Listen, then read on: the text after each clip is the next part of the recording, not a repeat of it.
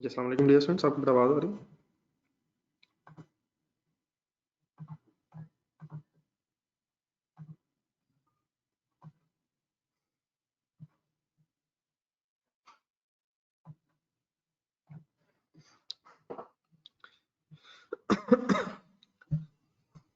चलो बेटा काइंडली जरा थोड़ा सा आज टाइम जरा पहले इस टाइम वैल्यू मनी को दीजिएगा जरा।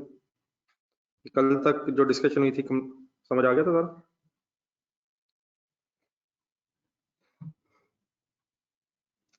ये कल जो क्वेश्चन कर रहे थे इसका बी पार्ट कंप्लीट हो गया सबका?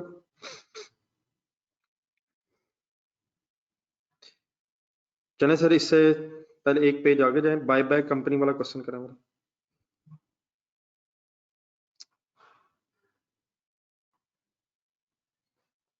कुछ चीजें थोड़ी सी और इनकॉर्पोरेट पहले कर लें।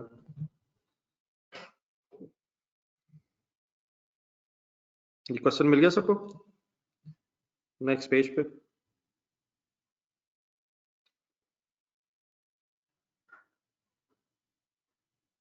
चलें, स्टार्ट करें। वंस अगेन बेटा एक एनपीवी निकालनी है, NPV of the project, net cash flows की वर्किंग करेंगे और फिर डिस्काउंट रेट ढूंढ के उसकी प्रेजेंट वैल्यू निकाल देंगे। First line, buyback company is considering whether to invest in a project whose details are as follows. Project में इन्वेस्टमेंट के कुछ डिसीजंस हो रहे हैं कि क्या एक प्रोजेक्ट में इन्वेस्ट किया जाए। Number one, first second paragraph, the project will involve purchase of equipment costing 2 million. The equipment will be used to produce a range of products for which the following estimates have been made. Average unit sale price per year आपको बताई हुई है। Average variable cost per unit, average unit variable cost, incremental fixed cost, sale volume in units, 4 सालों का project लग रहा। The sale prices allow for the expected price increases over the period. However, cost estimates are based on current costs and do not allow for the expected inflation in cost. Inflation is expected to be 3% per year for variable cost and 4% per year for fixed cost. यहां तक जरा पढ़ के मुझे बताएं, क्या इन sale prices में इन्फ्लेशन का इफेक्ट ऑलरेडी है?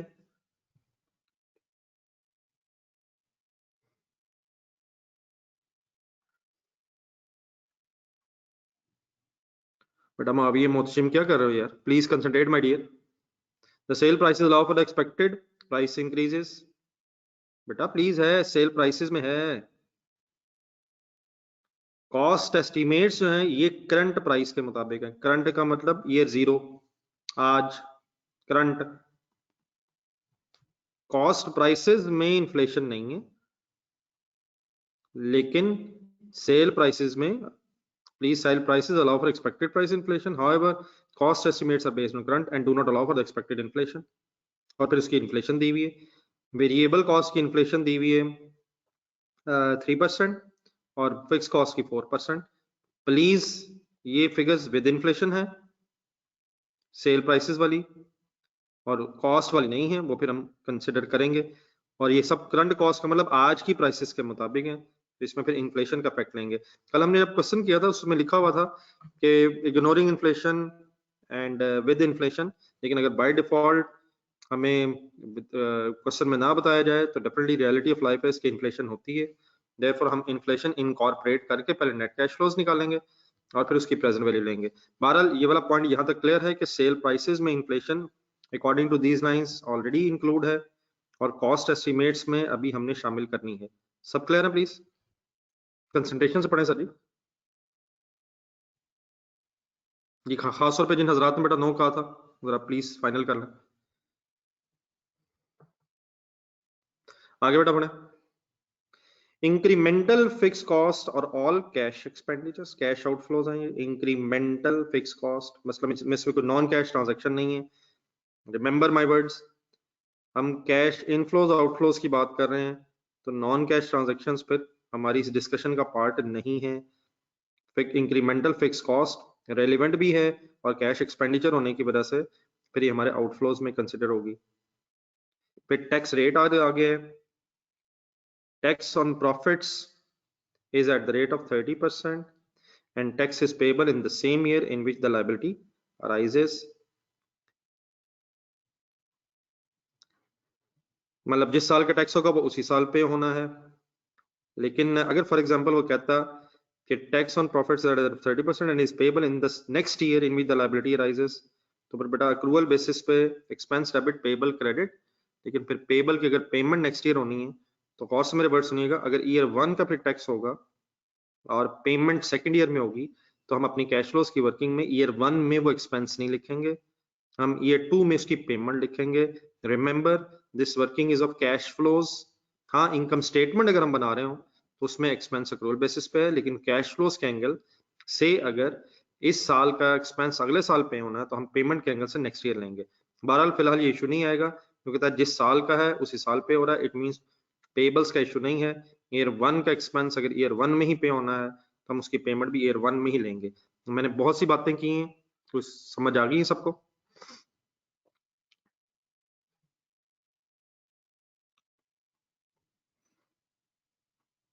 आगे बढ़े। By company uses 4 years project investment, 4 years project appraisal period. ये प्रोजेक्ट अप्रेजल पीरियड का मीनिंग होता है project evaluation period. Appraisal means होता है इवेल्युएशन।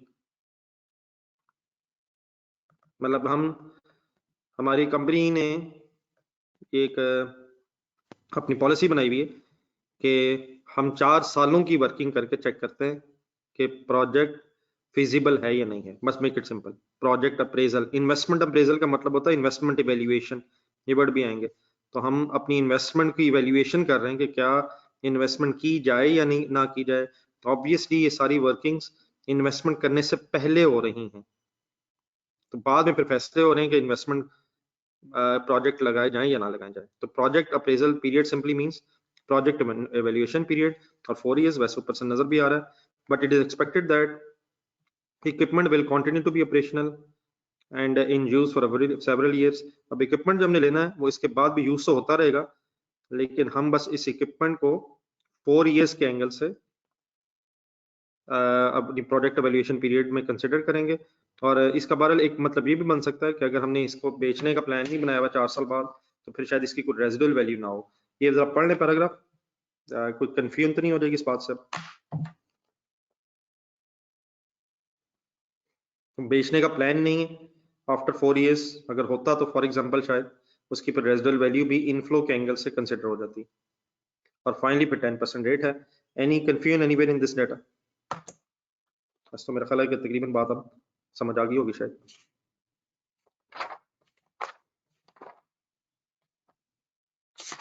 चलें सर, वर्किंग शुरू करा दो।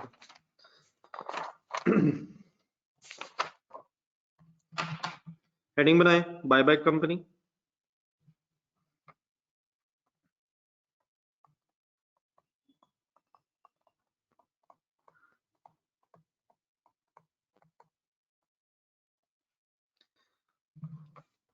Calculation of net present value.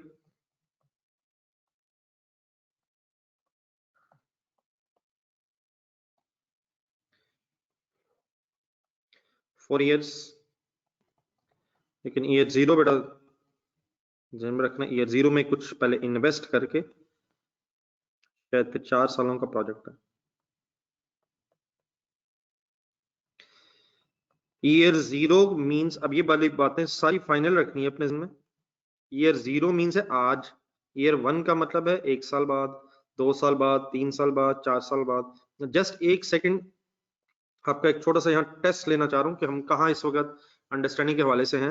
मैं अगर आपसे कहूँ ईयर 3 का स्टार्ट, फर्स्ट करें मैं आपसे कहूँ ईयर 3 के स्टार्ट पे कोई इनफ्लो होना है, ईयर 3 के स्टार्ट पे कोई इनफ्लो होना है, तो मुझे बताएंगे मैं कहाँ लिखूं, किस कॉलम में लिखूंगा मैं?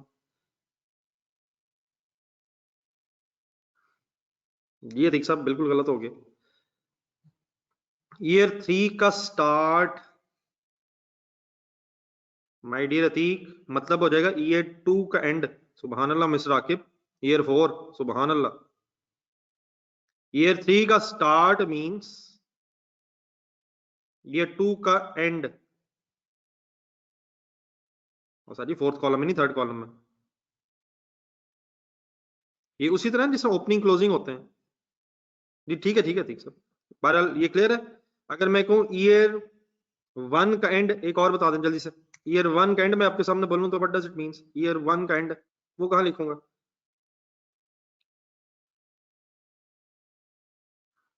ठीक है ईयर 1 का एंड।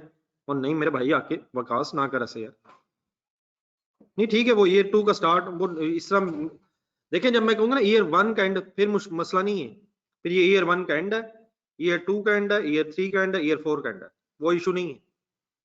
लेकिन अगर मैं स्टार्ट की बात करूं ईयर 4 का स्टार्ट तो वो ईयर 3 का एंड है, ईयर 4 का स्टार्ट। इन अदर वर्ड्स यहाँ स्टार्टिंग पॉइंट्स नहीं लिखे हुए, ये एंडिंग पॉइंट्स हैं सवाई ईयर 0 के। ईयर 0 से मुराद है आज। और एक सेकंड एक छोटा सा क्वेश्चन और है, क्या मैं कह सकता हूं ये ईयर 0 मींस ईयर 1 का start? Year 0 means year 1 means year 0 means year 1 का स्टार्ट। ईयर 0 मींस ईयर 1 का स्टार्ट। एग्रीड है? ताए चलें शुरू करें हम।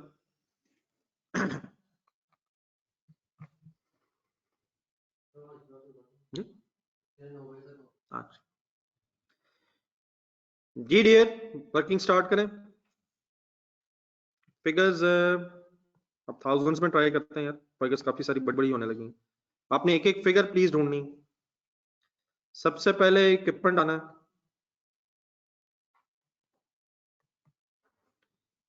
2 million। Any residual value? No, not available.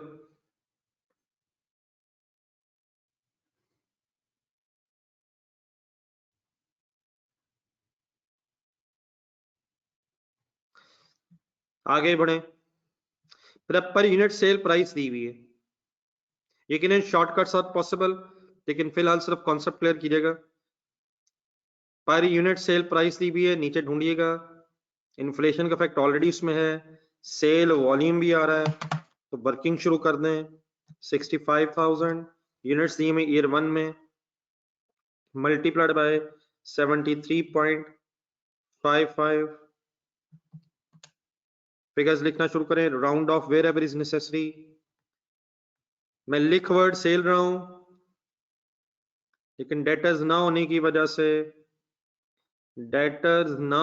की वजह से मैं रसीट्स कहना चाह रहा हूं।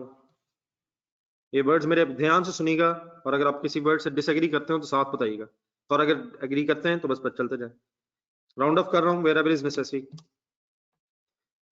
Then 1 lakh into 76.03। फिगर जरूर मेरी देख के बता दीजिएगा। 7603। Why I'm not considering inflation, my dear? Because already considered. First line of the last paragraphs. 9585.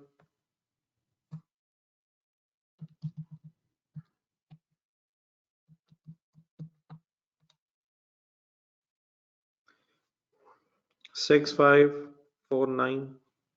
अगर फिगर्स ठीक है तो चाहे ना बताएं, लेकिन अगर कहीं मिस्टेक है बता दीजिए।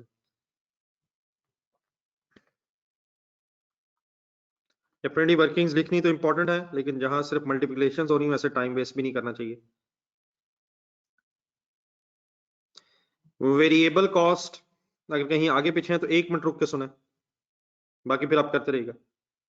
Variable cost, material, labour, overheads. अब बेटा एक चीज जरूर सुनिएगा सही, उसने सेल यूनिट्स बताएं लेकिन स्टॉक्स का जिक्र नहीं किया। तो सेल और प्रोडक्शन सेम डिफरेंट हो सकती है, लेकिन अगर उसने स्टॉक्स का जिक्र नहीं किया तो हम रिलैक्स होकर सेल ही को प्रोडक्शन समझ लेंगे। तो एक वर्किंग काइंडली देखें, 65,000 यूनिट्स इनटू 50 है, लेकिन ये 50 जो है विदाउट इन्फ्लेशन है और करंट प्राइसेस है। करंट प्राइसेस का मतलब ईयर जीरो की प्राइसेस है, आज की प्राइसेस है, और हमने ईयर वन में इसको लिखना है। तो देयरफॉर इन्फ्लेशन के बगैर फिगर्स हैं क्योंकि इनटू 1.03, और क्योंकि एक ही साल की इसमें इन्फ्लेशन आनी है तो ऐसे ही +1 करने की जरूरत नहीं है, शायद वैसे ही आंसर आ जाना था। It is approximately 3348।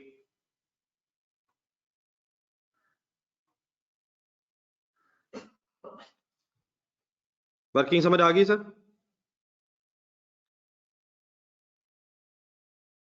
काइंडली ये वाली वर्किंग समझ आ गई प्लीज सबको? कोई एक वर्किंग मेरे ख्याल में लिख देनी चाहिए। 65,000 इंटू 50 एंड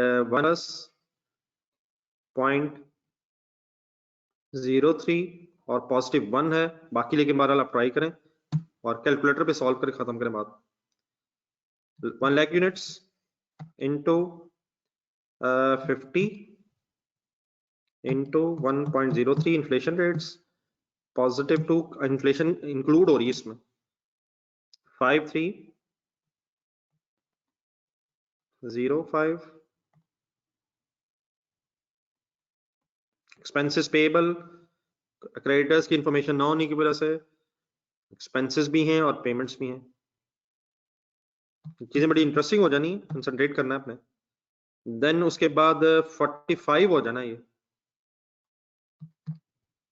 45 पर यूनिट हो गया फिर, और into 1.033 is equal to 4.4161, sorry 6147, and lastly 80,000 into 45 per unit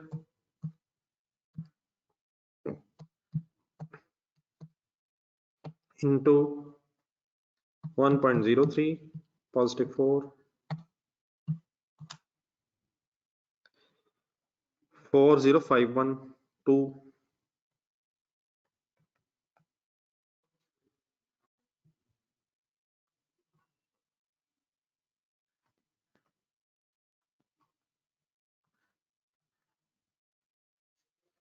ji dear, incremental fix cost ढूंढना करें जरा, एक वर्किंग खुद से करके दिखाएं जरा। कोई मुझे पहले बताएं फिक्स कॉस्ट कितनी लिखूं, कंसंट्रेट, बल्कि लिखूं भी या नहीं पहले तो ये फाइनल करना है। इंक्रीमेंटल है, प्रोजेक्ट से रिलेटेड है, तो इंक्रीमेंटल फिक्स कॉस्ट कंसिडर करें। ठीक है, करें, कैसे करेंगे?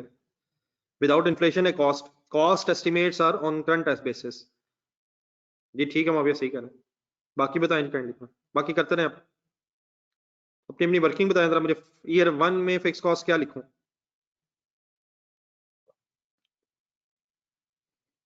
ठीक है बिलाल, ठीक है, जरा मुझे आइडिया हो जाएगा आपको क्या समझ आ रहा है। ठीक है ठीक है ठीक है, जिन 3-4 हज़रात ने बताया उन्होंने तो ठीक बताया। तो 12 लाख है, लेकिन करंट प्राइसेस हैं इनटू 1 प्लस 0.04 इसकी इन्फ्लेशन है, +1 है, तो बहरहाल इसको 1 को लिखने की जरूरत नहीं होती। ठीक है ठीक है,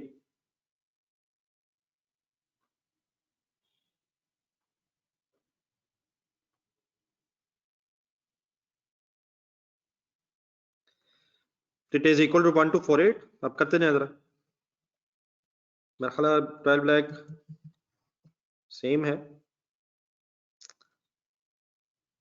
इंटू 1.04 +2 1298।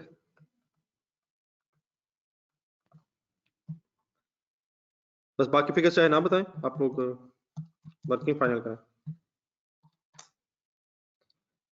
1350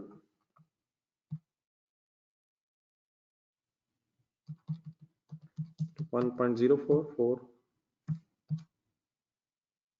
1404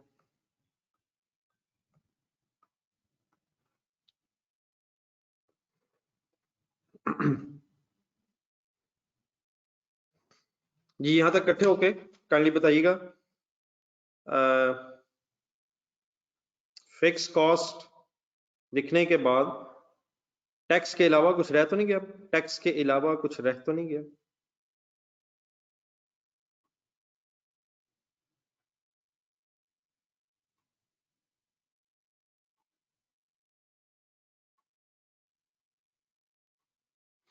टैक्स के अलावा तो नहीं कुछ रह गया है?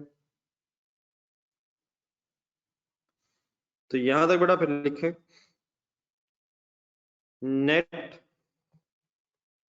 Cash flow before tax.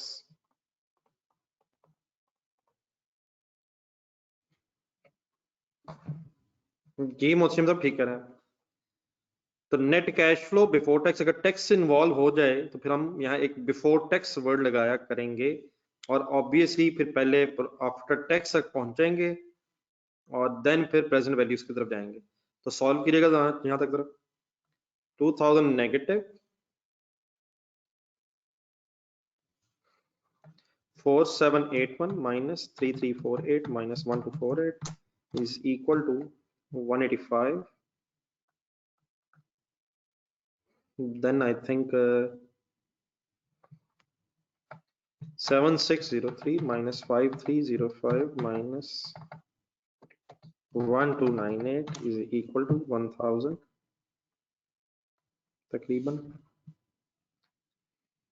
9585 minus 6147 minus 1350 2088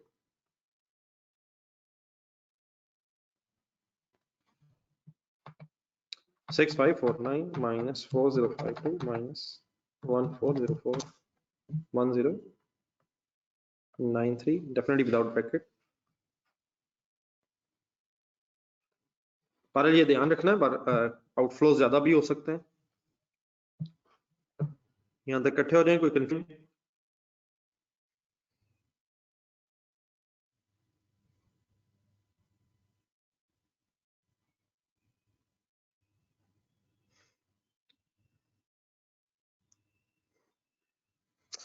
then my dear एक बात बड़े ध्यान से गौर से सुनिएगा, tax at the rate of 30% और लास्ट सेंटेंस जरा पढ़ लें। यहाँ टैक्स रेट दिया हुआ है कि जिस पीरियड का टैक्स है उसी पीरियड में इसने पे भी होना है। तो मेरी चंद गुजारिशात गौर से सुनिएगा।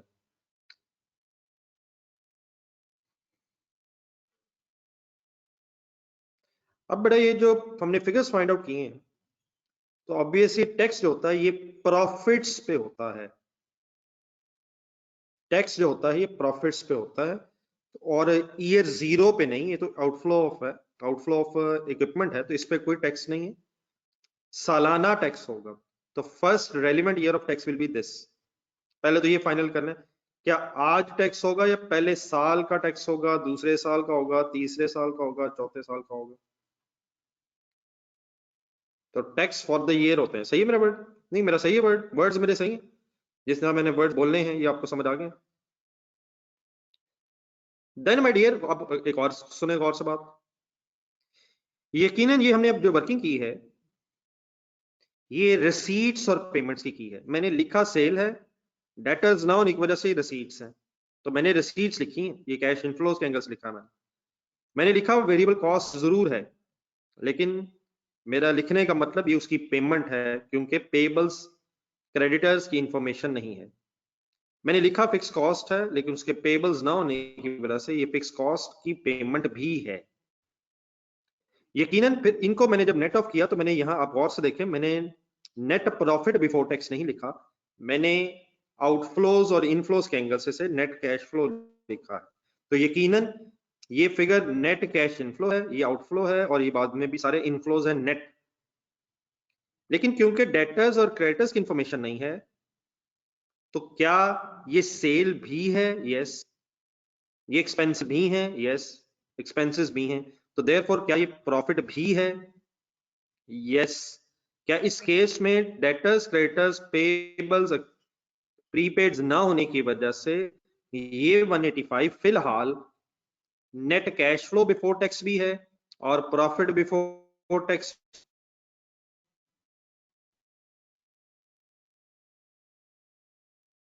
जी माय डियर,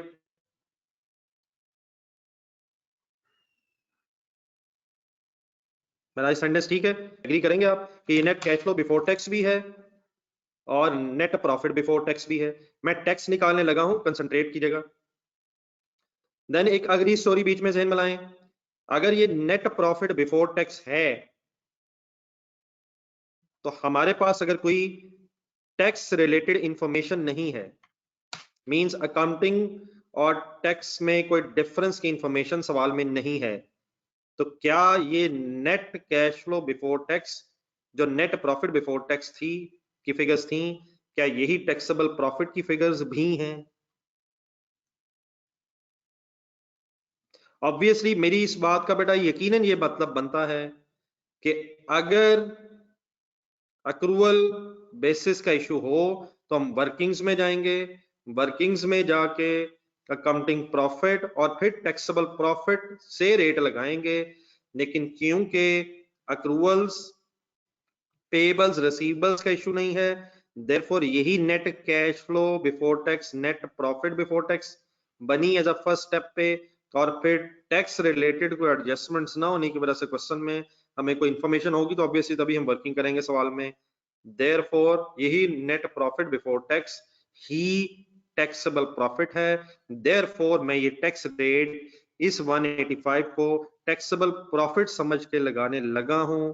आप मेरे से एक मिनट अगर एग्री करते हैं तो फिर भी रुक जाए, एक आखिरी मेरी बात सुने। 185 इंटू 0.3 जब मैं करूंगा तो यकीनन टैक्सेबल प्रॉफिट्स पे करंट टैक्स एक्सपेंस आ जाएगा, लेकिन मैं करंट टैक्स एक्सपेंस के तौर पे इसे यहां नहीं लिख रहा हूं, मैं इसे टैक्स पेड के तौर पे यहां लिख रहा हूं। और यहां ही क्यों लिख रहा हूं? क्योंकि हमारा क्वेश्चन सेज कि जिस साल का टैक्स है वो उसी साल पे हो जाएगा। फर्ज करें अगर क्वेश्चन में लिखा होता कि ईयर 1 का टैक्स ईयर 2 में पे होना है तो मैं वर्किंग करता 185 पे इंटू 30%, मेरे पास टैक्स एक्सपेंस आ जाता।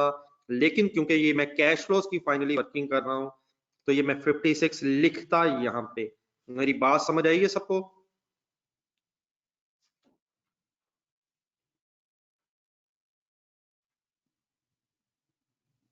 जी माय डियर, उसका नेट फैसल कैंसिल हो गए, पेबल पेबल डेबिट क्रेडिट होके जीरो हो गए।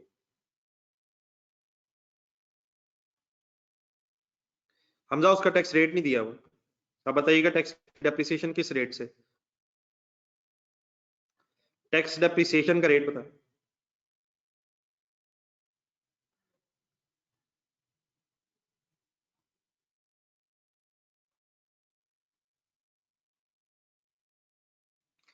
जी माय डियर, लिखे तो ये बेटा सब कुछ आ जाना है।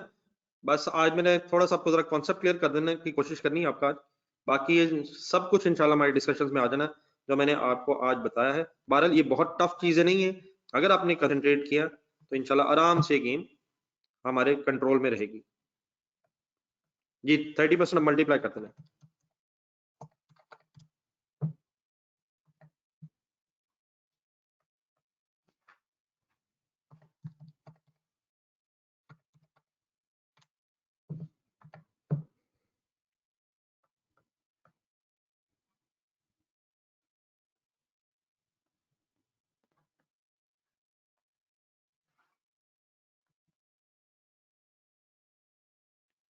फाइनली बेटा ये फिगर्स आ गई net cash flow, of course अब ये आफ्टर टैक्स है,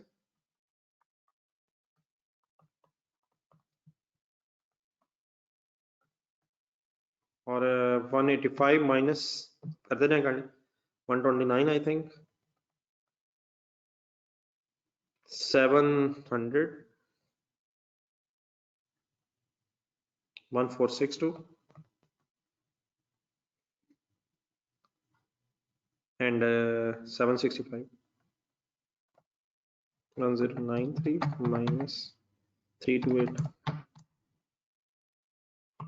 2088 minus 626। जी सर, जब हम नेट कैश फ्लो तक आ गए, टैक्स अगर इन्वॉल्व है तो after all this story discount rate लगाएं, discount at the rate of 10% given है, फाइंड अप करें। तो 2000 बट एज इट इज है, ईयर 0 पे 129 इंटू 1.1 xy माइनस 1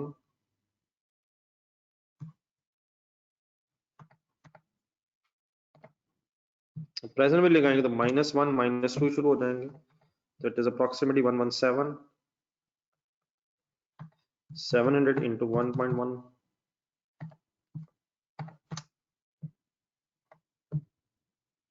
579 1462 1.1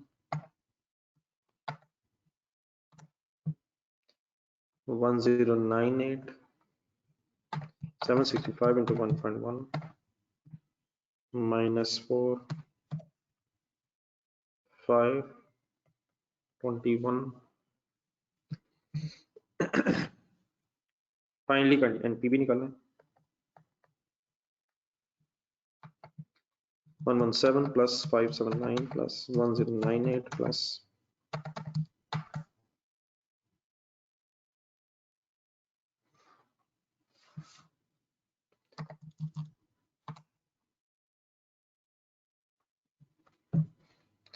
315 पॉजिटिव।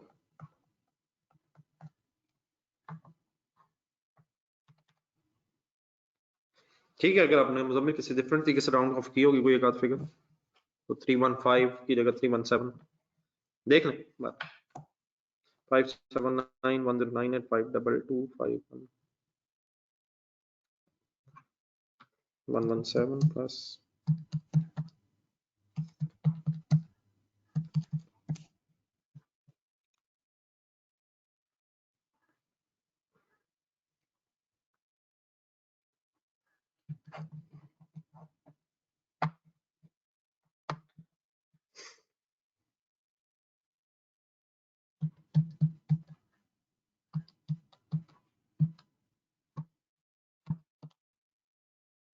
ठीक है 523 से 317 से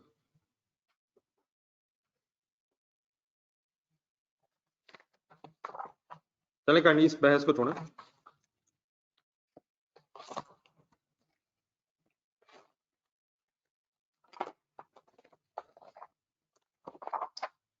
देन माय डियर अपने क्वेश्चन ढूंढना है, थोड़ा सा जरा आगे जाइएगा जरा, पहले कुछ चीजें जरा मिक्स अप करते जाएं।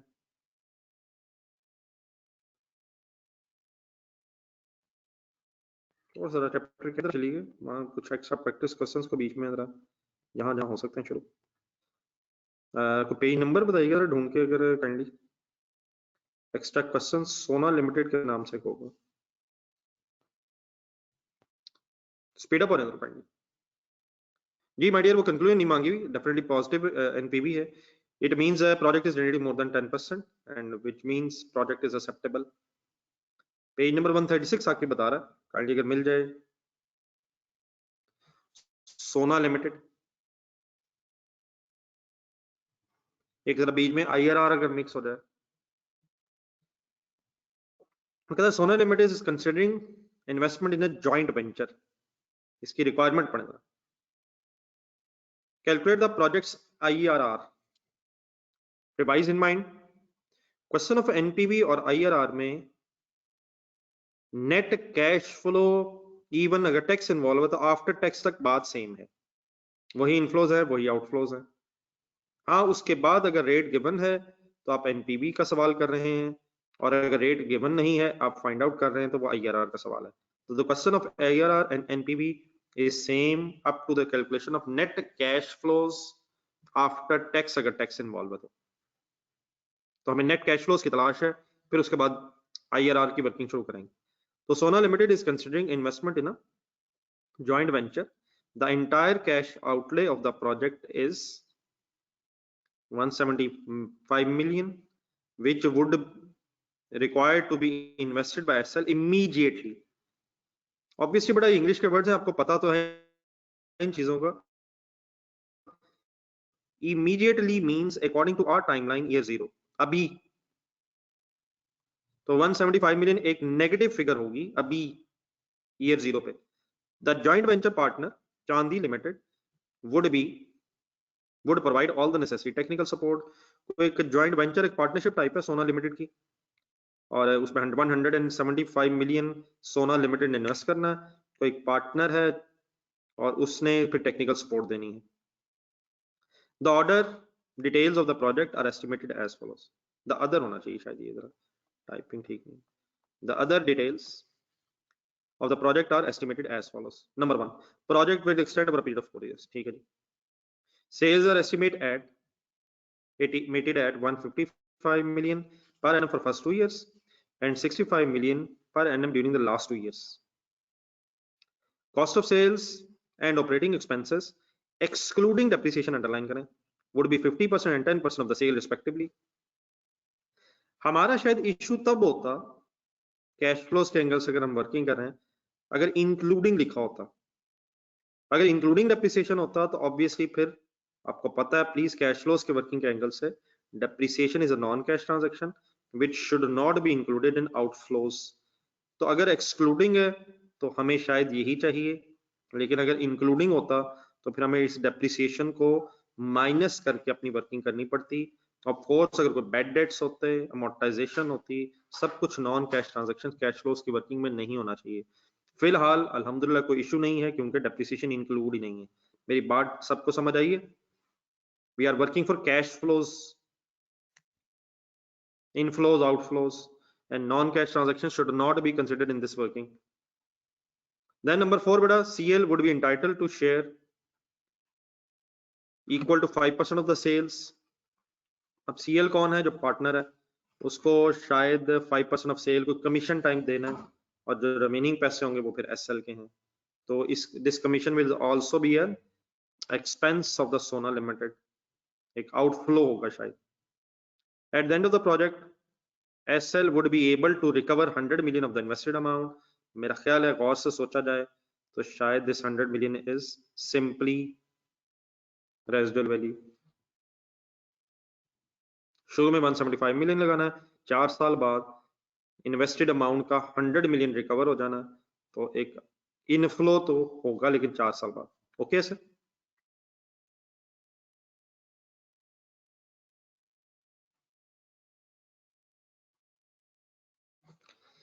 मेरा ख्याल है, क्या ख्याल है, ये एक छोटा सा क्वेश्चन कोई आपको होमवर्क दे सकता हूँ?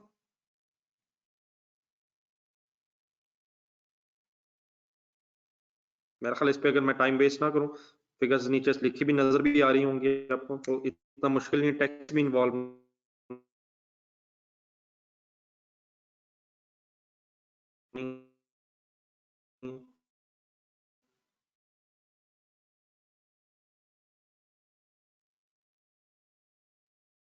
तो इसको बेटा एक होमवर्क रख लें.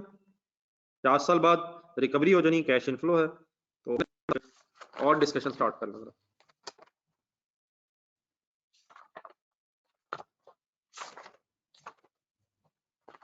नेक्स्ट एक इस वक्त बुक बंद करना चाहे, एक छोटी सी आपसे डिस्कशन करनी है जरा कैश फ्लोज के हवाले से, कुछ आपको चंद पुरानी बातें याद करवानी है,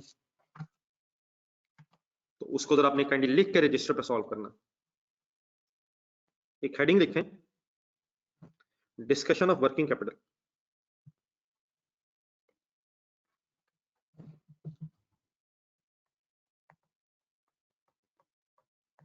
वो किसी ने स्टार्ट किया, नसीब लिमिटेड?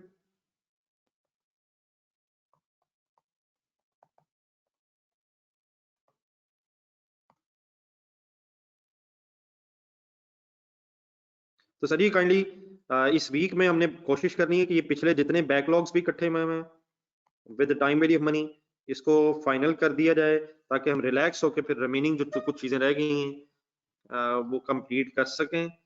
आप लोगों ने अगर नहीं किया तो प्लीज कर लें, एक आध दिन के बाद फिर मुझे एक एक्स्ट्रा क्लास रखनी है, तो आज मैं नहीं रख पाऊंगा, तो इंशाल्लाह फिर कल को डिसाइड करते हैं. तो आप कंप्लीट कर लीजिएगा आज. तो आप फिलहाल छोड़ दें इसे, अब डिस्कशन ऑफ वर्किंग कैपिटल. थोड़ी जरा एक्स्ट्रा पेन ले लें अगर इस वीक में, तो शायद हम कुछ रिलैक्स होके नेक्स्ट वीक से अपनी डिस्कशंस को रख लेंगे. पिछले पुराने बैकलॉग्स कोशिश करेंगे कि इस वीक में मैक्सिमम वीकेंड तक खत्म हो जाए, संडे तक. तो discussion of working capital kindly जरा स्टार्ट हेडिंग लिखना जरा।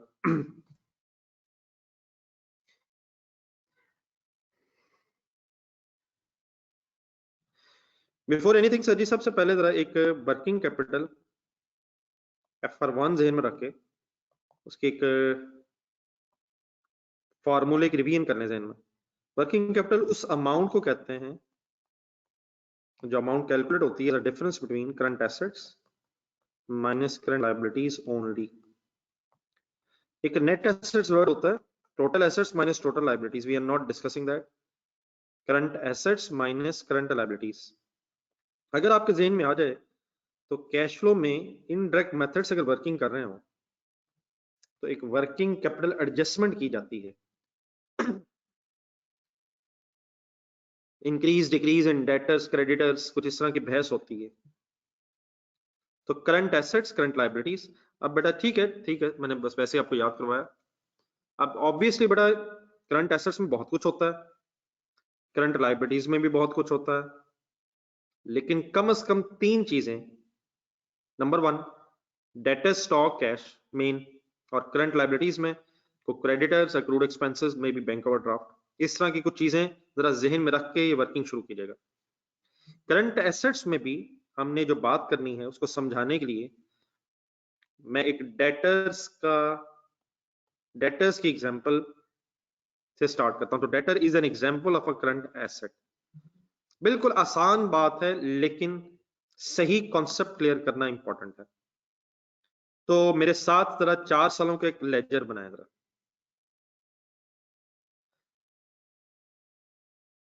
फर्स्ट ईयर ऑफ प्रोजेक्ट अगर है तो brought down share 0। Let's assume पहले साल की सेल होगी 1000 और क्वेश्चन में ये कहा गया है कि डेटर्स होंगे 50 पहले साल के एंड पे। देयरफॉर ऑब्वियसली और कुछ अगर नहीं है तो 950 हमारा कैश इनफ्लो होगा।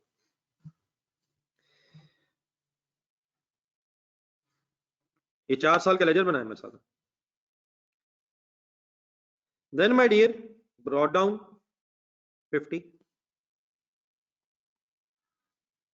Question says, for example question says, और ये डेफिनेटली जो मैं बात करूंगा इसकी अदरवाइज भी डिस्कशन होगी, लेकिन for example question says in as a first step के the closing debtors will be 50 at the end of the first year and then remains constant throughout the project.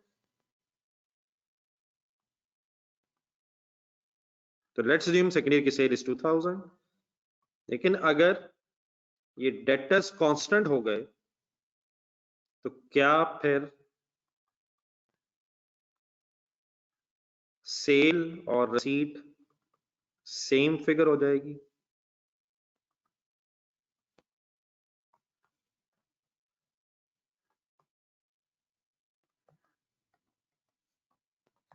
मेरे साथ काइंडली जरा fourth year के start पे इकट्ठे हो जाए जरा। ठीक है।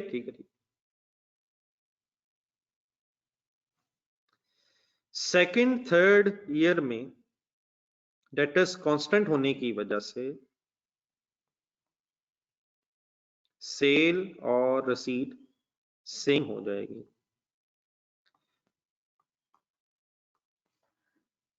If there is no opening closing debtors, opening and closing debtors, or opening and closing debtors are constant, then sale is equal to receipt.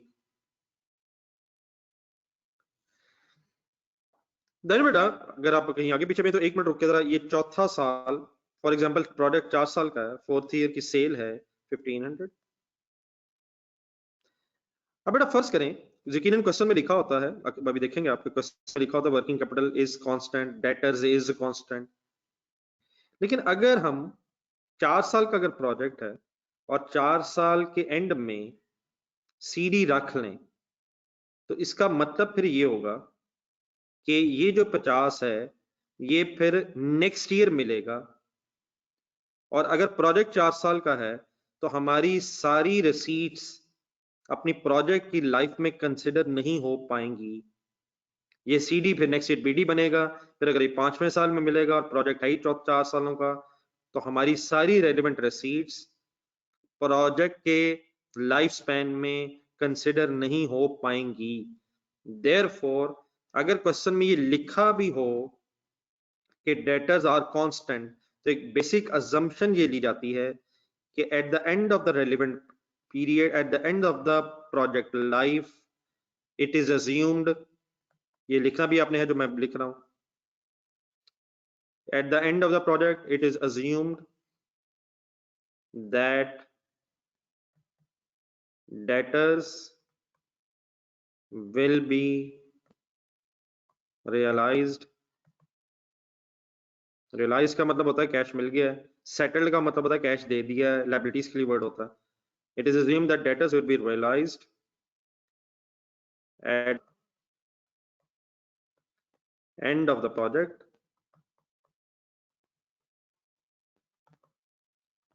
if there is no other information. Of course अगर वो कहे नहीं जी ये पैसे 5वें साल ही मिलने हैं, वी कांट डू एनीथिंग, फिर उसके में शायद हम प्रोजेक्ट के कॉलम्स में एक 5वां कॉलम भी ऐड कर देंगे ताकि वो कंसिडर हो जाए और फिर उसकी प्रेजेंट वैल्यू आ जाए। लेकिन normally it is assume that debtors will be realised, और डेफिनेटली वर्ड फिर क्रेडिटर्स के लिए भी है, एक्सपेंसेस पेबल के लिए भी है, will be settled at the end of the project if no other information is available.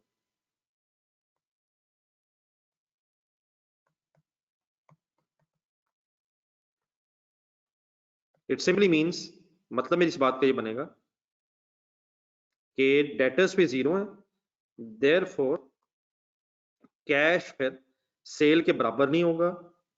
It means सारा का सारा लास्ट ईयर का कैश वी अज्यूम के फिर प्रोडक्ट के अंदर आ जाएगा।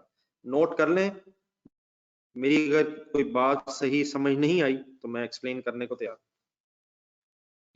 लिख के 4 सालों का प्रोजेक्ट में अज्यूम कर रहा हूं, 4 सालों की कुछ सेल्स हैं, डेटर्स के बारे में क्वेश्चन में था कि कांस्टेंट है, लेकिन अगर ये कांस्टेंट वर्ड हो भी तब भी eight the end of the project, last year of the project, अगर 5वां साल 5 सालों का प्रोजेक्ट होता है, 10 सालों का होता है, तो लास्ट ईयर में ये काम होना है जो मैंने अभी ब्रैकेट में साथ लिखा है। क्लियर हो जाएगा?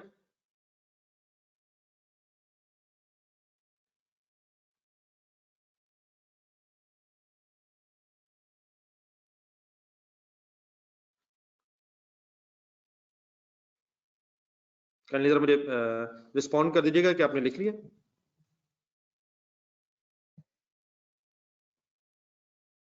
जी ठीक है फैसल, जो लिख रहे हैं बता दो। तो फिर सर अली साहब वही करेंगे जो वो कहेगा। अगर वो कहेगा कि ये 50 अभी भी है तो ठीक है, हम मान लेंगे, फिर हम 5वें साल में इसकी रिसीट ले लेंगे। लेकिन अगर क्वेश्चन में इंफॉर्मेशन नहीं होगी तो वी अज्यूम कि at the end of the project debtors are realised.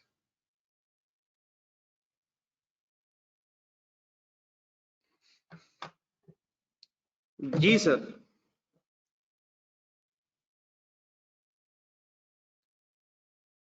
अब सर जी अगर हम, आपने ना इस तरह करना, मैं तो साथ इसलिए लिखना चाह रहा हूं कि जरा मैं सही समझा पाऊं। आपने ये सब कुछ सीरियस लेके स्टेप वाइज, मींस टू से ये जो मैं अब फर्दर लिखूंगा, मैं जहां मर्जी लिखूं, आपने इस लेजर के नीचे, फिर मैं अगली वर्किंग, उसके बाद एंड सो ऑन, एक सीक्वेंस में शायद 3-4 सफ़े आपके यूज होंगे। मैं सामने इसलिए रखना चाह रहा हूं ताकि मेरी सारी रेलिवेंट फिगर्स जो मैंने इस लेजर में लिखी हैं मुझे जरा समझाने में आसानी रहे। ये सर मैंने एक आपके सामने लेजर बनाया, अब मैं इसको स्टेटमेंट फॉर्म में आपके सामने कन्वर्ट करने लगा हूं, जिसमें अभी हम करना शुरू हो चुके हैं।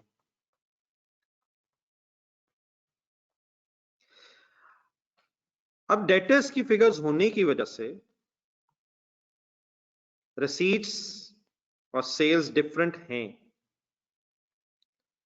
मुझे ऑब्वियसली यहां लिखना चाहिए अपनी कैश इनफ्लोज आउटफ्लोज की वर्किंग है 950, सॉरी ये 0 पे नहीं, ये 0 तो आ जाए, पहले साल की रिसीट 2000,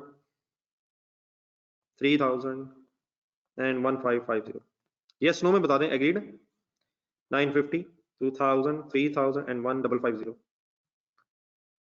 क्विक रिस्पॉन्स सर।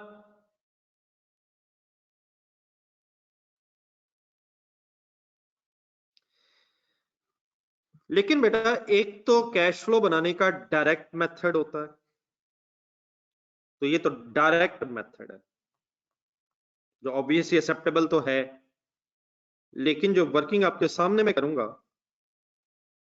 ये समटाइम्स इनडायरेक्टली तरीकों से होती है।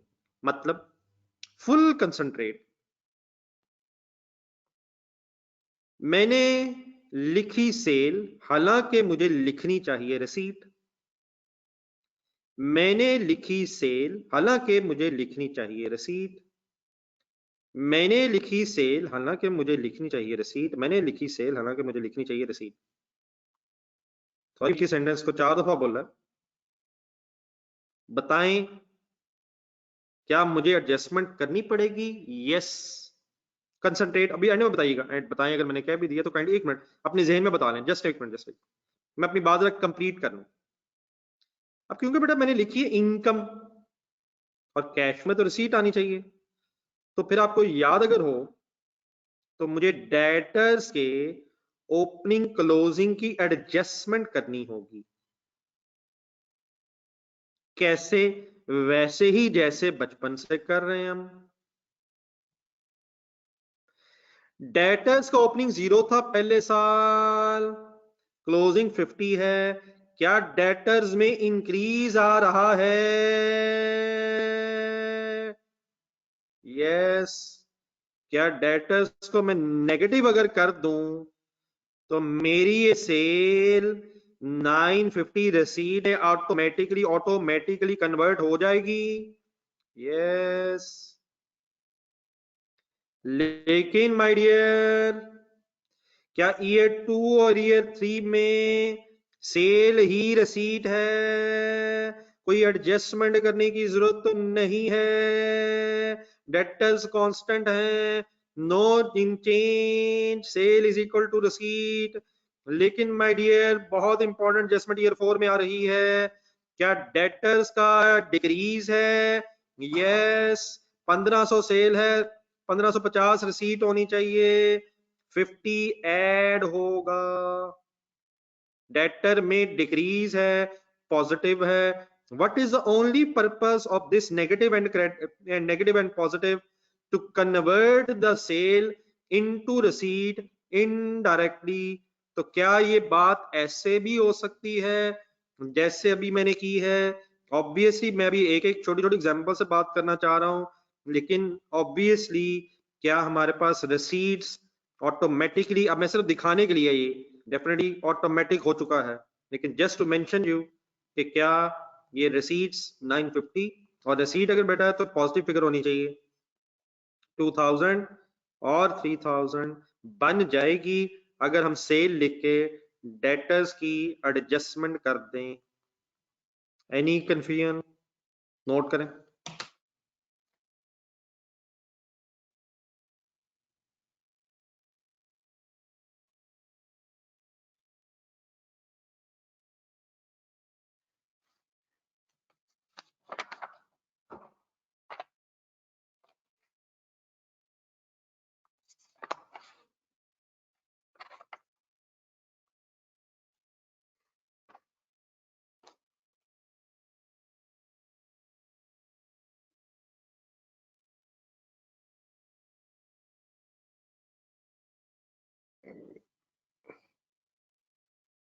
जी मैं खालिद, और क्या लेना है यार, खुदागिरी है मैं, ये क्या मायूस कुन सवाल है?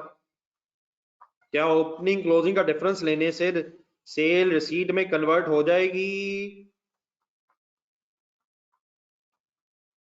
मिस्टर उमैर खालिद, मायूस कुन बात है? बिलीव योर आईज यार my dear, just believe your eyes, जो आपने देखा है वही हकीकत लग रही है। तो क्या इस एडजस्टमेंट से वो हो जाएगा इनडायरेक्टली जो होना चाहिए?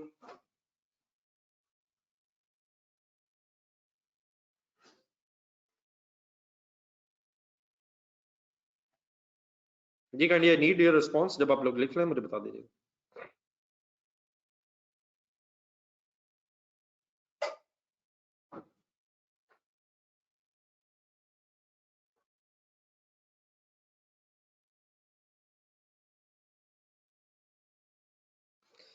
नहीं my dear, ideally a new page. कोई लिख रहा है तो मुझे बता दें प्लीज, कोई नोट कर रहा है? नेक्स्ट पेज पे क्रेडिटर्स की हेडिंग लिख रहा है। मैंने करंट एसेट्स में आपको डेटर्स के एंगल से बात कर दी है, उसी तरह स्टॉक भी आपको पता है, इंक्रीज डिक्रीज करंट एसेट्स। लेकिन एक जरा एग्जांपल क्रेडिटर्स की मींस लायबिलिटीज में से भी ले लें, ताकि फिर हम इसे इकट्ठा डिस्कस कर सकें।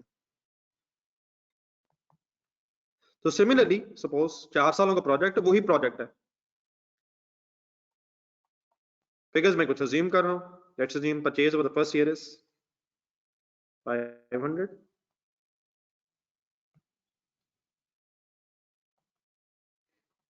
Then suppose it is mentioned in question that closing creditors will be 20, which remain constant throughout the project. Of course अगर ये बदल जाए कोई इशू नहीं है, वो हम आराम से समझ जाएंगे बात। Purchases 600, constant creditors, let's assume purchase is 800 now, third year, constant creditors। Last year में जरा मेरी एक बात सुन लें दोबारा, फिर आप बाकी फाइनल कर लीजिएगा। Constant creditors once again, but at the end of the project once again we assume creditors are settled, ताकि सारी पेमेंट्स, जिस तरह सारी रिसीट्स प्रोजेक्ट की लाइफ में आ गई, इस तरह सारी पेमेंट्स भी प्रोजेक्ट की लाइफ के अंदर अंदर कंसिडर होके आपकी वर्किंग फाइनल हो सके। तो assume creditors are settled at the end of the project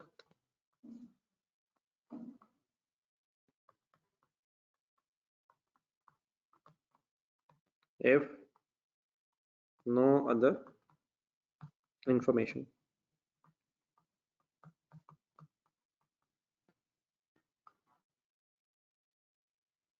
balance करिएगा। फर्स्ट ईयर पेमेंट 480,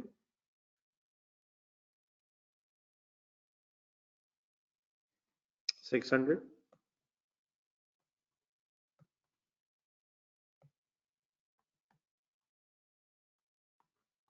इसको हर किसी अज्यूम नहीं कर लेना, मुझे आता है, मुझे मीन्स आप, यकीनन आपको पता है, लेकिन सही पता होना चाहिए जो हमें जरूरत पड़नी है। इकट्ठे हो जाएगा करनी, मुझे बता दें, जब आप लिख लेंगे तो बता दीजिए।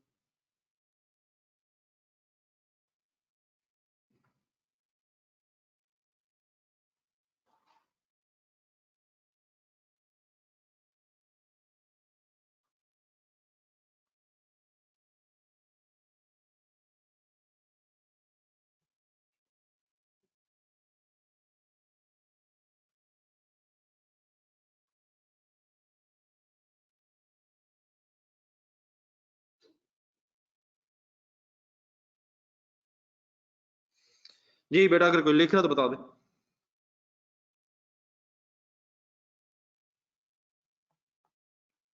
चलें सर, गेम ऑन। तैयब लिख ले।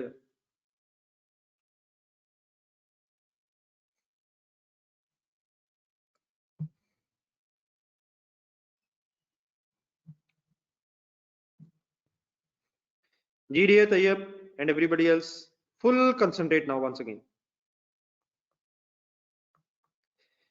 डायरेक्ट वे इज कि मुझे पेमेंट्स लिखनी चाहिए 480, लेकिन रिमेंबर ब्रैकेट लगनी चाहिए पेमेंट 600, 800 एंड 720, ब्रैकेट पेमेंट्स हैं ये। अगर कोई इशू है तो बता दें, वरना रहने दें। डन है? अगर कोई इशू है तो बता दें। मेरी ब्रैकेट, मेरी फिगर्स ओके हैं? अगर ओके है तो ठीक है। तो ये तो बड़ा एक वे है डायरेक्ट, लेकिन वंस अगेन जरूरत पड़ती है इन क्वेश्चंस में कभी कभी इनडायरेक्ट। वो कैसे? Full concentrate. परचेजेस, बट अगर मैं परचेजेस लिख भी दूं तो मुझे बनानी अल्टीमेटली पेमेंट ही है। तो परचेजेस सेल्स पॉजिटिव इनकम के तौर पे और बाद में फिर उसकी रिसीट बनाई, तो परचेजेस पे लग गई 1 मिनट के लिए ब्रैकेट। लेकिन किन किन सालों में इशू है, जिन जिन सालों में ओपनिंग क्लोजिंग सेम नहीं है, पहला और चौथा, तो किसकी एडजस्टमेंट करनी पड़ेगी परचेज को पेमेंट में कन्वर्ट करने के लिए? क्रेडिटर्स की। कैसे? Full concentrate Umar Khalid my dear, full concentrate. Opening 0 है, क्लोजिंग 20 है, मुझे 480 नेगेटिव करना है, बाकी सब कुछ आपको रट्टा अपनी जगह है, मुझे 20 पॉजिटिव लिखना पड़ना है। क्रेडिटर्स में इंक्रीज है, लायबिलिटी क्रेडिट है, कैश फ्लो में डेबिट फिगर आएगी, मुझे कोई एडजस्टमेंट करने की जरूरत नहीं है अगर क्रेडिटर्स कांस्टेंट हैं सेकंड थर्ड रेलिवेंट ईयर में। और फाइनली मुझे ईयर 4 में क्रेडिटर्स कम हो रहे हैं, 20 से 0 हो रहे हैं, मुझे क्या करना पड़ेगा? क्रेडिटर डेबिट अगर हो रहे हैं, वैसे भी मुझे 720 पेमेंट नेगेटिव बनानी है, तो मुझे 20 नेगेटिव लिखना पड़ेगा। Everything is clear?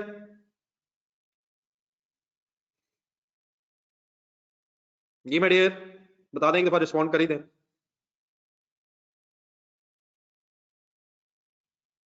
लिख लें, और सिर्फ अपने आप को तसल्ली देने के लिए कि बात वही है लेकिन इनडायरेक्टली पेमेंट बन जाएगी। 480 नेगेटिव पॉजिटिव, 480 नेगेटिव रह जाएगी पेमेंट, और payment should be negative in the cash flows.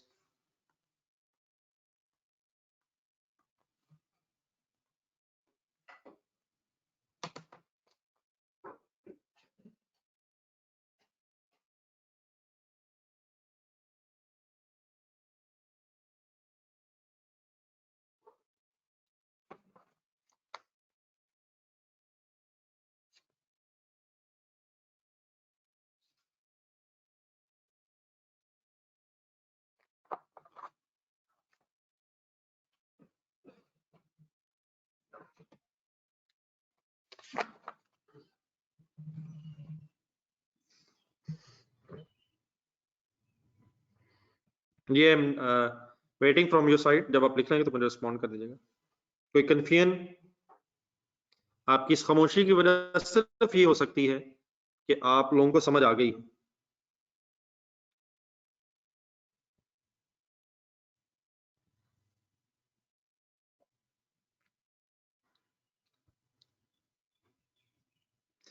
Then my dear, इसी तरह अगर एक्सपेंसेस हो तो पेबल्स और प्रीपेड की एडजस्टमेंट से वो पेमेंट बन जाते हैं। इसी तरह अगर स्टॉक की एडजस्टमेंट हो तो कॉस्ट ऑफ सेल को परचेज बना दिया जाता है, एंड सो ऑन। आपको लिख तो नहीं रहा काइंडली? कोई लिख तो नहीं रहा? अगर लिख रहा तो डब्ल्यू लिखें, अगर नहीं लिख रहे तो ठीक है। देन माय डियर, यहां से मैंने आपको थोड़ा सा जरा एक अगले लेवल पे लेके जाना है। तो मेरी इन दो वर्किंग्स की बेस पे जो मैं आपको समझाने के लिए लिख रहा हूं, हमने एक रिसीट्स निकालनी है सेल्स की, और एक हमने परचेजेस की पेमेंट्स निकालनी है। तो मैं आपको एक चीज समझाना चाहता हूँ, यकीनन इसमें और भी रिसीट्स एंड पेमेंट्स अपनी जगह होंगी, लेकिन जो मैं आपको कॉन्सेप्ट समझाना है उसके लिए मुझे एक नेट रिसीट्स की फिगर जरा कैलकुलेट करवा दें based on this data. means to say 950 is the receipt in the first year and 450 is the payment in the first year. So what will be the net receipt? 470, 1400, please 2000 minus 600, similarly 3000 minus 800। हमारी इस data के मुताबिक हमारी net receipts ये बनती हैं 2200, and finally I think बनता है 830। हमारी इस डिस्कशन से ये जो रिसीट्स एंड पेमेंट्स दो बनी हैं, इनकी बेस पे हमारा आंसर आ रहा है 470, 1400, 2200 एंड 830 नेट रिसीट्स जो मैं पॉजिटिव लिख रहा हूं।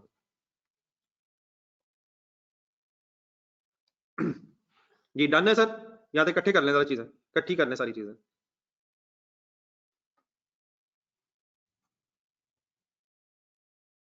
I am waiting from your side. अगर आपने कर लिया है तो मुझे रिस्पॉन्ड कर दें। क्विक हो जाए, थोड़ा सा क्विक हो जाए, जरा मुकाले काम आज।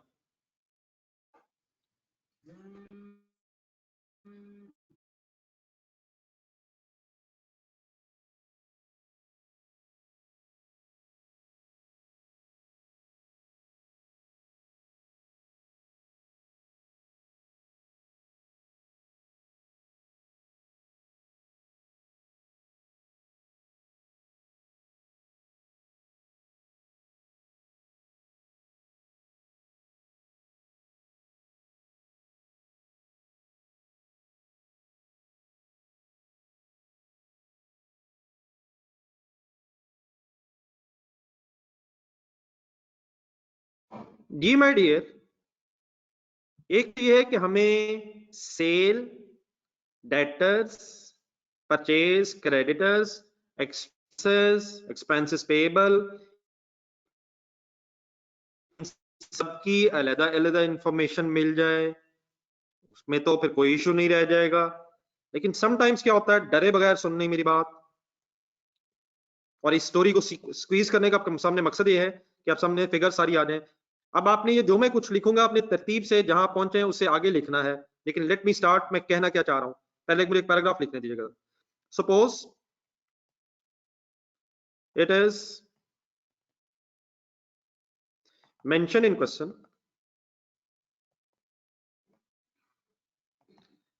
that a constant working capital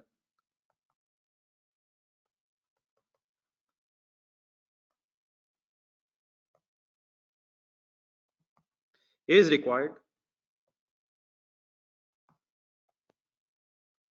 मैंने भी आपके सामने वर्ड यूज किए थे, कांस्टेंट डेटर्स, कांस्टेंट क्रेडिटर्स, लेकिन रादर देन दैट अगर कहा जाए it is mentioned in question that a constant working capital is required from the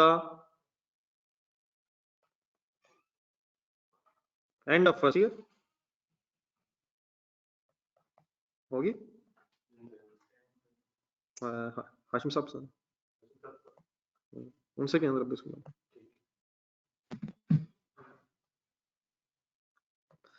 Till the end of the project,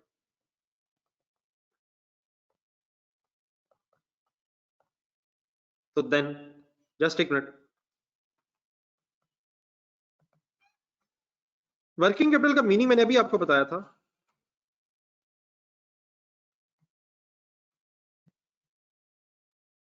current assets minus current liabilities. तो यकीन बड़ा current assets में बहुत कुछ है, debt, stock, cash, current liabilities में creditors, accrued expenses, बहुत कुछ और, बैंक ओवरड्राफ्ट। लेकिन कॉन्सेप्ट समझने के लिए मैंने क्या किया अभी थोड़ी देर पहले कि आपके सामने करंट एसेट्स में से एक डेटर्स उठा लिए और करंट लायबिलिटीज में से क्रेडिटर्स उठा लिए। तो अकॉर्डिंग टू माय वर्किंग मैं कहना ये चाहता हूं कि सपोज क्वेश्चन इज मेंशनिंग कि 50 are the current assets and 20 are the current liabilities, and therefore 30 positive because current assets are more is the working capital। and rather than कि question में this information is available separately, suppose question में ये 30 net दिया हुआ है positive working capital, and question says this 30 will remain constant till the end of the from the end of the first year and till the end of the last year of the project। then फिर अगर सिर्फ 30 दिया हो rather than breakup of 50 and 30, तो even then अभी आप देखिएगा कि इंशाल्लाह हम उन्हीं नेट रिसीट्स तक पहुंच जाएंगे सोच के जिन पे हम अदरवाइज पहुंच सके हैं 50 और 20 देख के। अगर अलग अलग दिया होगा ऑब्वियसली वर्किंग की जा सकती है, डेटर्स की भी और क्रेडिटर्स की भी एडजस्टमेंट कैश फ्लो में, लेकिन समटाइम्स ये नेट फिगर दी होती है तब भी डरना नहीं है, कॉन्सेप्ट वही रहेगा। अभी मैं आपके सामने फाइनल करता हूं, तो आप लोग काइंडली ये पैराग्राफ लिख के 30 तक आ जाएं, बाकी काम इंशाल्लाह मैं अभी आपके साथ शुरू करता हूं। जब आप लोग यहां तक लिख लेंगे तो मुझे फिर आपने रिस्पॉन्ड करना।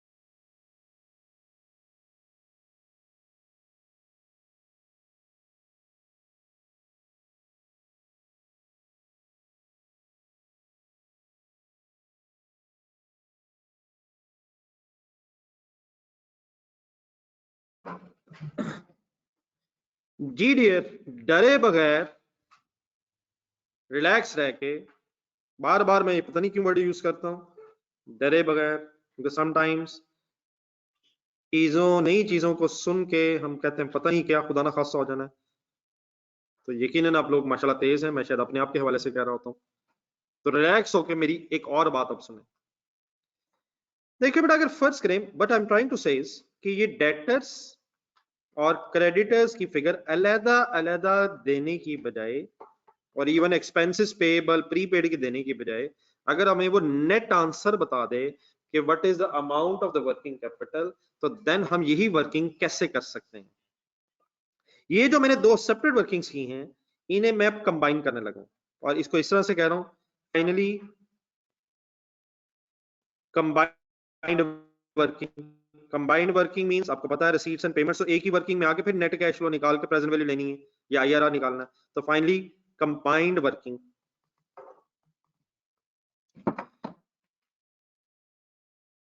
सेल वहीं से लिख रहा हूं, वही लिख रहा हूं, मुझे गलत नहीं लिखने देना, आपने गौर से देखना है। 1000, 2000, 3000, 300,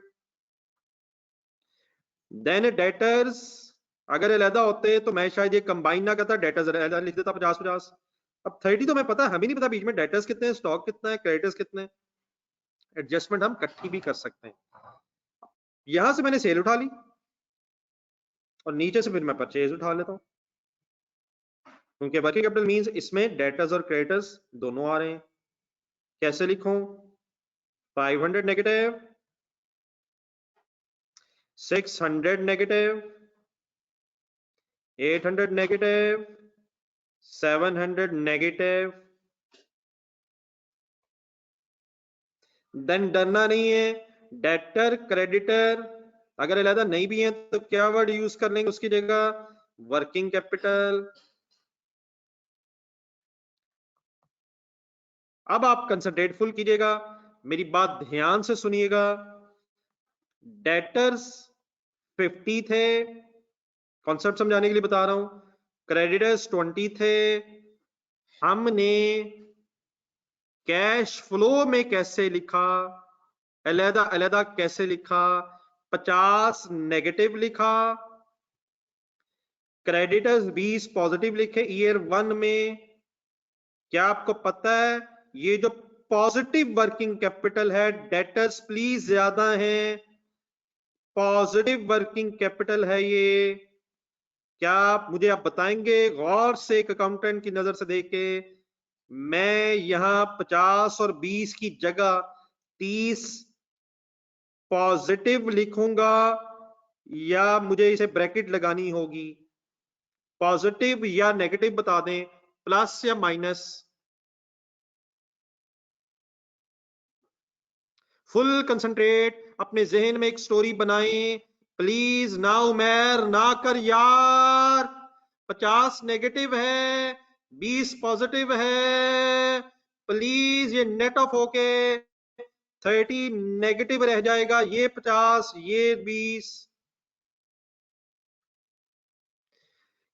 सेकंड और थर्ड ईयर में कोई एडजस्टमेंट की जरूरत नहीं, क्योंकि working capital is constant, opening closing same होने की वजह से। ईयर 4 में दोबारा एक बेहतरीन एफर्ट, ये 50 ये 20, और से देखें अकाउंटेंट बन जाए। 30 पॉजिटिव लिखूं या नेगेटिव लिखूं? मैं खाली जाने दे यार, वो चार्जिंग पे लगा दूंगी। उमर खाली जाने दे यार, उमर खाली प्लीज जाने दे यार। 50 पॉजिटिव है, 50 पॉजिटिव है, लास्ट ईयर में 20 नेगेटिव है माय डियर। ना अगर कोई कैलकुलेटर उठा ले यार, प्लीज किसी से पूछ लेते हैं यार, पॉजिटिव फिगर होगी sir. Everything is clear with respect to this negative and positive. एक फाइनल रिस्पॉन्स है, कोई इशू किसी का? Negative positive negative positive. सिर्फ किन सालों में एडजस्टमेंट करनी पड़ती है, किन रेलिवेंट ईयर्स में? जिन रेलिवेंट ईयर्स में हमें बताया हो कि वर्किंग कैपिटल में चेंज है, constant working capital and of the year 1 negative, and positive. अच्छा बात सही सुनिएगा जरा, क्या वर्किंग कैपिटल अगर पॉजिटिव है तो देयरफॉर कैश फ्लो में पहले साल नेगेटिव है और देन कैश फ्लो में लास्ट रेलेवेंट ईयर में पॉजिटिव है। ये positive working capital current asset ज्यादा है, तो करंट एसेट अगर ज्यादा है तो एडजस्टमेंट कैसे हो रही है? First relevant year of the project में नेगेटिव फिगर लिखी जा रही है ताकि रिसीट्स और पेमेंट्स बन सके, और last relevant year of the project में पॉजिटिव लिखा जा रहा है। पहले फाइनल बता दें मुझे, कोई कंफ्यूजन तो नहीं है?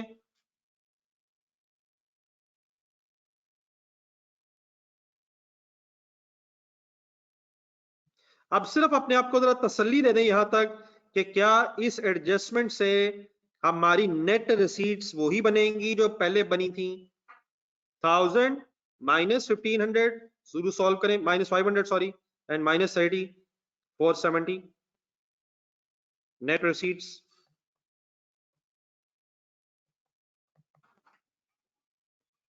$1400 उधर आप बताइए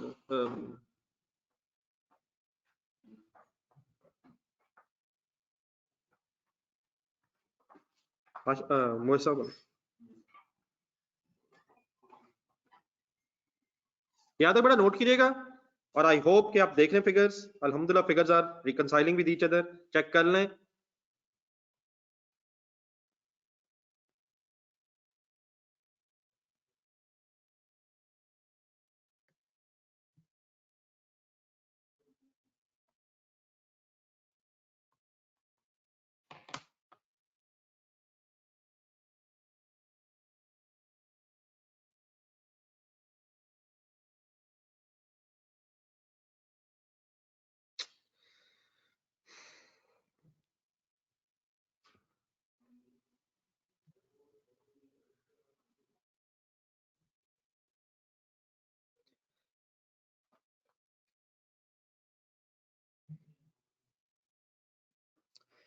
वर्किंग कैपिटल अगर पॉजिटिव है मींस करंट एसेट्स ज्यादा हैं, देयरफॉर करंट एसेट्स ज्यादा हैं, कैश फ्लो में नेगेटिव फिगर है, और जब प्रोजेक्ट एंड हो रहा है तो देन एक पॉजिटिव फिगर है। ठीक है, आप जिस तरह सोचना चाहें, लेकिन जिस तरह सोचना है मैं अभी इसको कंक्लूड लग करता हूं। आप लोग जब फिगर्स लिख लेंगे तो मुझे जरा रिस्पॉन्स दे दीजिएगा, मैं इसके नीचे एक पैराग्राफ लिख के फाइनल करता हूं बात।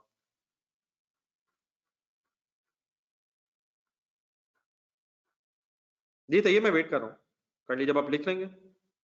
अच्छा डन है या डब्ल्यू भी है बीच में, वन भी है? तैयब काफी परेशान हो गया रिस्पॉन्स देते, कभी वन आया है कभी डन आया है और डन में डब्ल्यू लग गया है।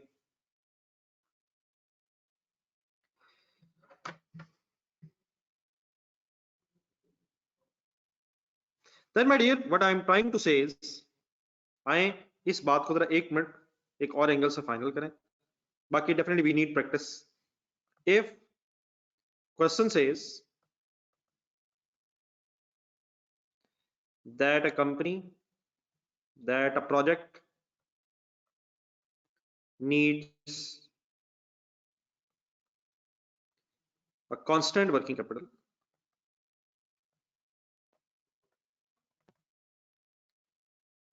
और इसमें आप परेशान होइएगा, कांस्टेंट के अलावा अगर कुछ भी होगा तो वो इशू नहीं है। कांस्टेंट अगर समझ आ गया तो बाकी इंशाल्लाह इशू नहीं, वो भी करते रहेंगे। Question says that a project needs a constant working capital, then it will be a constant, बल्कि सॉरी एक वर्ड अगर और बीच में लगा लें तो अच्छा था, constant positive working capital. And positive working capital का मतलब करंट एसेट्स ज्यादा है, और अगर हमें नहीं बताया होगा तो हमेशा करंट एसेट्स ज्यादा ही अज्यूम करेंगे। तो if a constant positive working capital, then it will be a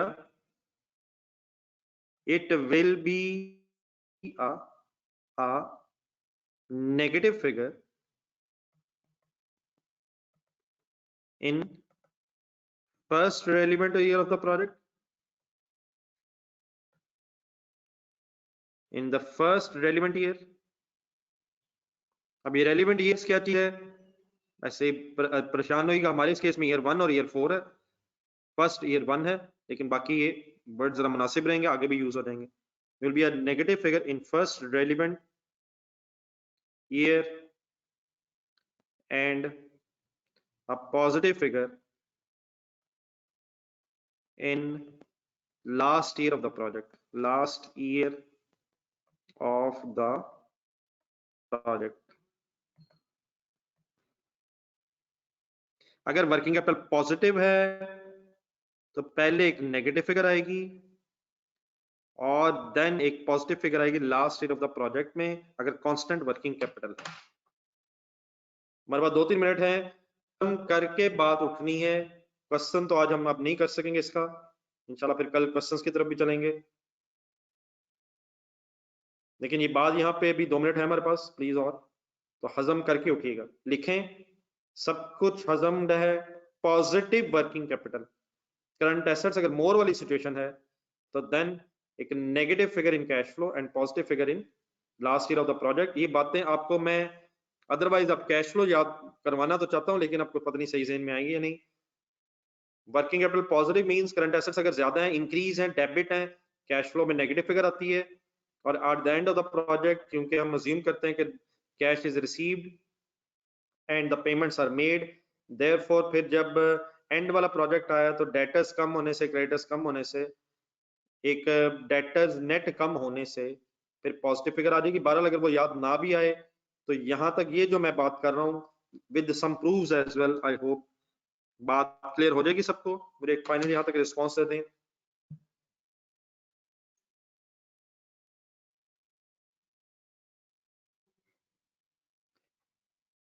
जाते जाते एक छोटा सा सवाल अगर आप जवाब दे सके। फर्ज करें अगर एग्जामिनर कहे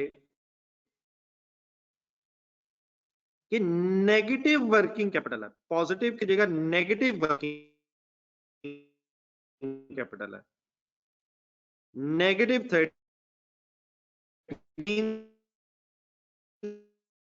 करंट लायबिलिटीज आर मोर, तो क्या फर्स्ट रेलिवेंट ईयर में हो जाएगी?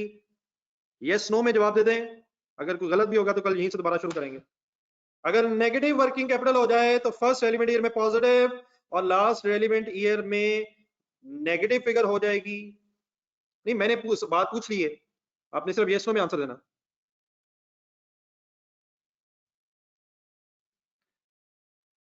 घर के लिए आज बेटा आपके पास अगर पिछले क्वेश्चंस रहते हैं तो आप फाइनल रखिएगा, किसी भी दिन इंशाल्लाह मैंने टाइम निकाल के एक्स्ट्रा क्लास रख के वाइंड अप करनी चीजें। तो सोना लिमिटेड है मेरी तरफ से, वो जरूर कीजिएगा, अभी 10-15 मिनट का सवाल है तो IRR की तरफ प्रैक्टिस होनी चाहिए आपकी भी। तो कल से फिर हमारे कंप्रिहेंसिव क्वेश्चन स्टार्ट हो जाएंगे ये टाइम वैल्यू मनी के, तो शायद फिर छोटी छोटी चीजों को आप फर्दर पिछला टाइम ना दे पाए, तो मेरे लिए टाइम रख लें प्लीज, आज वाइंड अप करें चीजें। अल्लाह हाफिज, don't waste these precious days, इंशाल्लाह कल मुलाकात।